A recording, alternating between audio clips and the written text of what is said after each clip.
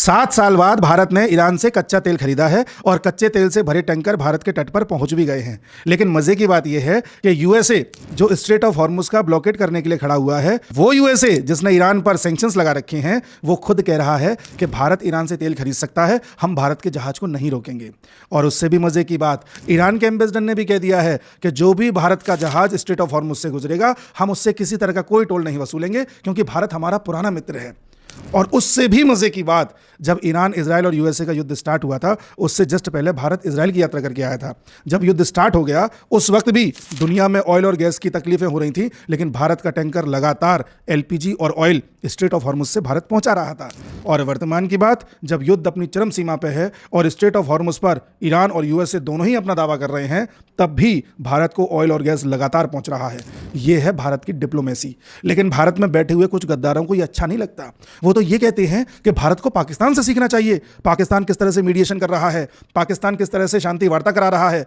इन मूर्खों को यह नहीं पता कि यह भिखारी खुद आईएमएफ के टुकड़ों पर पल रहा है। इन मूर्खों को यह नहीं पता कि पाकिस्तान किस तरह से अमेरिका के कदमों में पड़ा हुआ है। इन्हें तो बस पाकिस्तान पाकिस्तान पाकिस्तान दिखता है।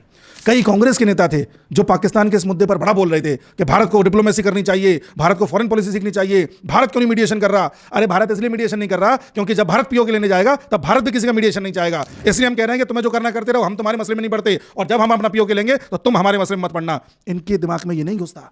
कुछ लोग जर्मनी में बैठ करके वीडियो बनाते हैं कि जयशंकर साहब को तो इस्तीफा दे देना चाहिए। कुछ लोग आरफा खानम शेरवानी जैसे बड़े मुस्कुरा करके पाकिस्तान के लिए 4 लाइनों में कसीदे पढ़ते हैं। पढ़ के सुनाना चाहती हूँ अपने दर्शकों को। कह रहे हैं कि क्या देश है, उसने IMF से लोन लिया, फिर उसके बाद एक उसने पोटेंशियल जो वर्ल्ड वॉर होने वाली थी वो रुकवा दी। इसी दौरान आप देखिए अफगानिस्तान पे अटैक कर लिया, चीन के साथ सीज फायर की बातचीत कर रहा था, फिर उसके बाद एक ग्लोबल पीस मेकर बन गया, फिर ईरान के साथ खड़ा हुआ, बीच में उसने जो सऊदी अरब है उसके ऊपर अटैक था ईरान का, उसको भी कंडेम कर दिया। कुछ ही घंटे पहले ट्वीट आया था इस सीज फायर से ठीक पहले कि अगर ये जंग आगे बढ़ती है तो ईरान नहीं सऊदी अरब के साथ हम खड़े होंगे, पाकिस्तान खड़ा होगा, क्योंकि हमारा उनके साथ सिक्योरिटी पैक्ट है। और इस सब के बीच जो है वो नेगोशिएट कर लिया ट्रंप के साथ इस पूरी सीज फायर को, जबकि पूरा देश वहां पर PCL देख रहा था। लेकिन जब धुरंधर जैसी फिल्मों के माध्यम से पाकिस्तान को एक्सपोज किया जाता है, तब इन लोगों के मुंह पे ताले पड़ जाते हैं। जब सच्चाई इनको दिखाई जाती है, तब ये उसे प्रोपेगेंडा बताते हैं। जब इनको तथ्य बताए जाते हैं, तो ये सामने वाले को गोदी यूट्यूबर, गोदी मीडिया, अंधभक्त बोलने लगते हैं। और जब कभी पाकिस्तान का कोई जरा सा जिक्र आ जाए तो इनका रोम रोम खिल जाता है। अब आप खुद देख लीजिए भारत की डिप्लोमेसी कैसी है। भारत ईरान, यूएस और इजराइल के साथ किस तरह से संबंध बना के चल रहा है। और आप ये भी देख लीजिए कि जो पाकिस्तान देश कहलाने लायक नहीं है, यहां पर बैठे गद्दार उसकी डिप्लोमेसी को कैसे प्रेस करके भारत को नीचे दिखा रहे हैं।